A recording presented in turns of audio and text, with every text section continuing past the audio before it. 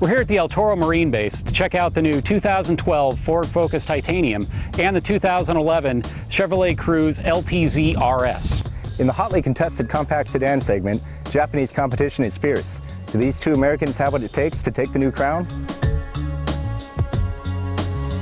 Looking at the styling on the Focus, it's obviously a lot younger than the Chevrolet. It has this kind of WRC front bumper on it. It's a lot more aggressive. I think the younger buyer is going to like this one a lot more. It's a really sporty looking car. It's a great car for someone who wants a sports car but needs something more practical. The wheels are fantastic, 5 spokes. They look a lot like the SVT Focus wheels and the SVT wheels they used on Mustangs in the past. Really great in style there. I like the 5 spokes. This particular car is tuxedo black. It's a black, but it has this metal flake to it that has greens and purples in it, and it's just like it's one step away from a bass boat or a bowling ball or something. It's way too much, but it's going to come in a lot of colors, so that really doesn't matter. It looks like a Hot Wheels color, really.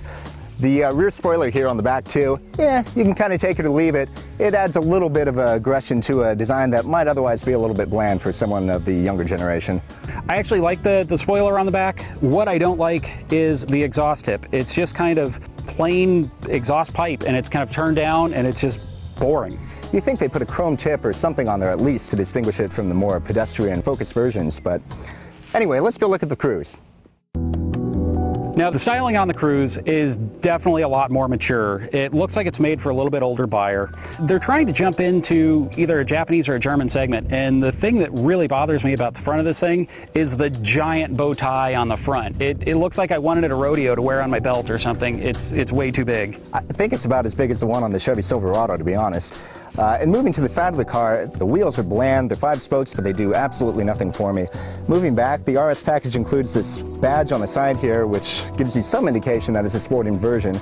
And we have this rocker trim, which it widens the profile a little bit, but it really is too subtle for a car like this.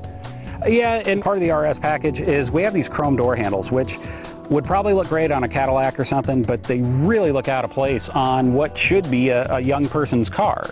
At the back, also part of the RS package, is this little tiny lip spoiler here, and it's kind of a half-hearted attempt. It's like they were saying, well, we want to be sporty, but hey, let's not get crazy. Let's just put this lip on here. Absolutely. Mike, I've got to say that if we have to crown one of these the styling winner, it's got to be the Focus. It has to be. Looking at the interiors, the Focus is definitely one of the best in this class. The dash actually has a soft touch material on it, and it's really nice, even if it does kind of feel like a big rubber mat.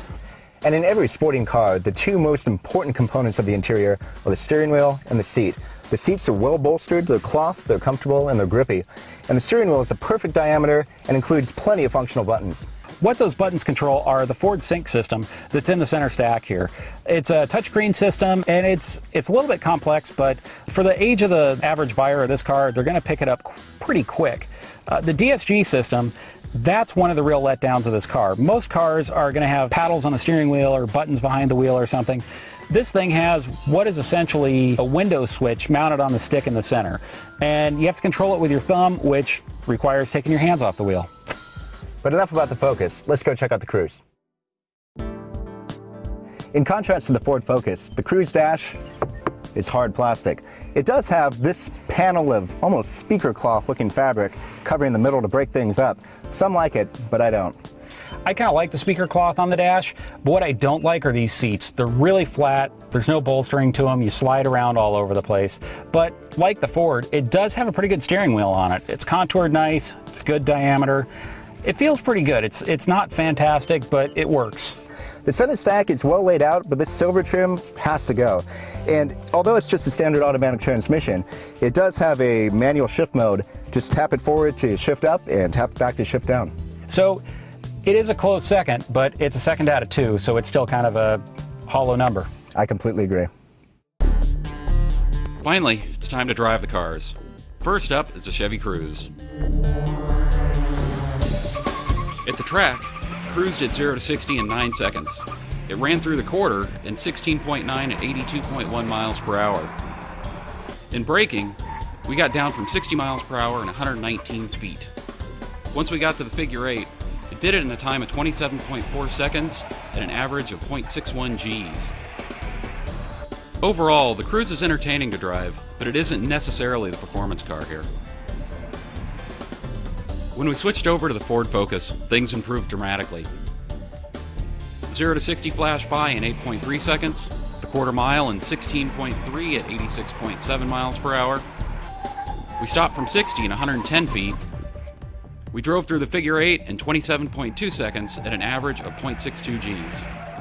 The Focus's titanium package gives it a clear performance advantage, with more grip, greater precision, and faster overall numbers. From a performance perspective, the Focus is obviously the driver's choice.